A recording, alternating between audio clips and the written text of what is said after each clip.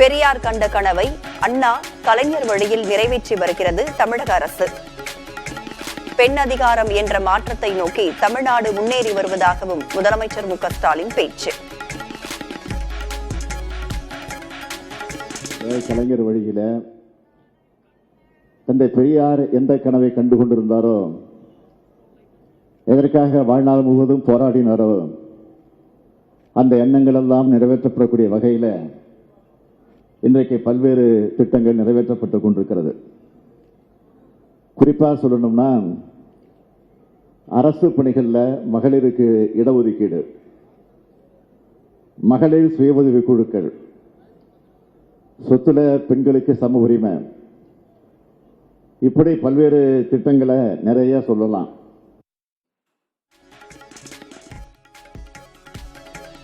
சென்னை செம்மொழி பூங்காவில் மலர் கண்காட்சியை தொடங்கி வைத்தார் முதலமைச்சர் மு க ஸ்டாலின். மலர்களை பார்வையிட்டு புகைப்படம் எடுத்துக் கொண்டார்.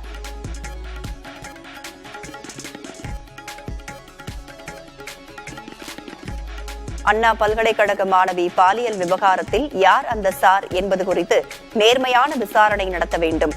குற்றத்தில் ஈடுபட்டவர்கள் யாராக இருந்தாலும் நடவடிக்கை எடுக்க வேண்டும் என்றும் திருமாவளவன் வலியுறுத்தல்.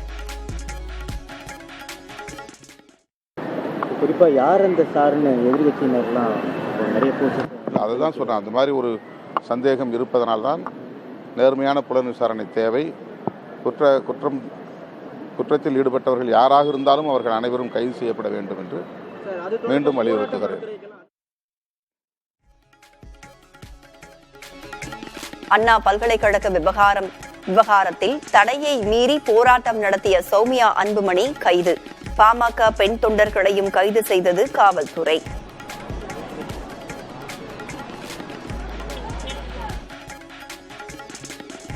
பெண்களுக்கு பாதுகாப்பு கேட்டு போராடினால் கைது செய்வதா? திமுக அரசை குற்ற உணர்ச்சி உறுத்துகிறதா? பாமக தலைவர் அன்புமணி கேள்வி.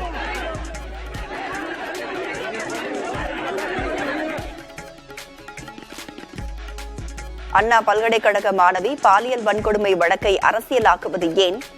பெண்கள் பாதுகாப்பில் உண்மையான கவனம் செலுத்தப்படுகிறதா என்றும் சென்னை உயர்நீதிமன்றம் கேள்வி.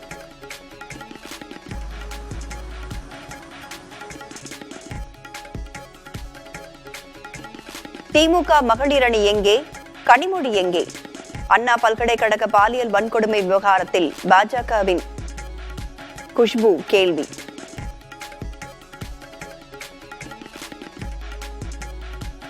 ஐநூறு அரசு பள்ளிகளை தனியாருக்கு தத்து கொடுக்க போவதாக தான் எங்கு பேசினேன், என்ன விஷயம் என்று அறியாமலேயே கண்டன அறிக்கை வெளியிடுவதா என்றும் அமைச்சர் அன்பில் மகேஷ் கேள்வி.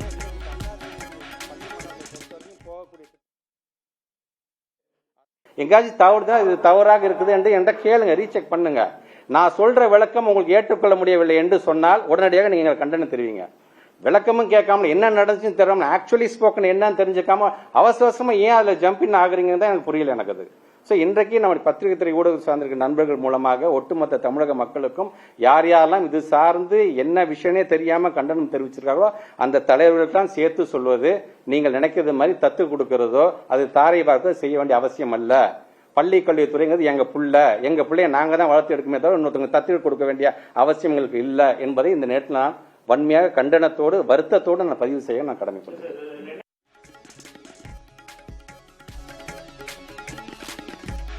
ராஜராஜ சோழன் காலத்தில் இருந்ததையே ஆண்ட பரம்பரை என்று கூறியதாக அமைச்சர் மூர்த்தி விளக்கம். தவறான தகவலை எடிட் செய்து பரப்புவதாகவும் பேட்டி. நான் சொன்னது பரம்பரை ஆண்ட பரம்பரை என்றது ராஜராஜ சோழன் காலத்திலிருந்து அந்த மன்னர்கள் காலத்தில் இருக்கிறதான் நாங்கள் சொல்லியிருக்கோமே ஒழிய இவங்க தவறுதலாக எடுத்துக்கிட்டு அதில் எடிட் பண்ணி போட்டாங்கன்னா அதுக்கு இல்லை. நான் பேசுறது முழுசாக நீங்கள் கேளுங்க. எல்லா சமுதாய மக்களும் பயன்படுற மாதிரி நீங்கள் இன்னைக்கு தேர்வு பெற்றவங்க நடந்துக்கிறணும். நான் அமைச்சரை பொறுத்தளவு எல்லாருக்கும் பொதுவான ஆள் அப்படின்னு பேசியிருக்கேன். அந்த கேசட்டை முழுசாக அவங்கள்ட்ட போட சொல்கிறேன். நீங்கள் பார்த்துட்டு அப்புறம் சொல்லுங்கள். இது பர்பஸாக அதுவும் என்னைக்கு நடந்து 2 மாதம் ஆச்சா 3 மாதம் ஆச்சு, என்னமோ நேற்று நடந்த மாதிரி இன்னைக்கு நடந்தது மாதிரி மீடியாவில் போட்டால் அதுக்கு நான் பதில் சொல்லலை. இப்போ நீங்கள் வேணும்னே கேட்குறீங்க. அது முழு கேசட்டையும் பார்த்துட்டு பேசுங்க. பாமக இளைஞரணி தலைவர் நியமனத்தில் மாற்றமில்லை என்று கட்சியின் நிறுவனர் ராமதாஸ் அறிவிப்பு. தனக்கும் அன்புமணிக்கும் இடையேயான பிரச்சனை சரியாகிவிட்டதாகவும் பேட்டி. அது எங்கள் உள்கட்சி பேசணும், பேசி அது சரியாக போச்சு பேசணும். அப்புறம் அவர் மறுபடியும் இங்கே வந்தார், பேசணும். அன்னைக்கு தான் பொதுக்குழுல அறிவிச்சிட்டோம், நியமன கடிதமும் கொடுத்துட்டோம். அவருக்கு நியமன கடிதம் நான் கொடுத்துட்டேன்.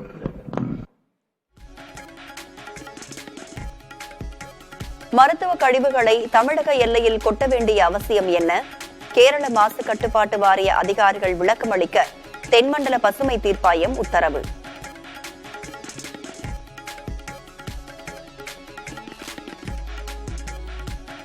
கேரளாவில் நடைபெற்ற தேசிய சாம்பியன்ஷிப் வாள்வீச்சு போட்டி. சீனியர் பிரிவில் தமிழக வீராங்கனை பவானி தேவி தங்கம் வென்று அசத்தல்.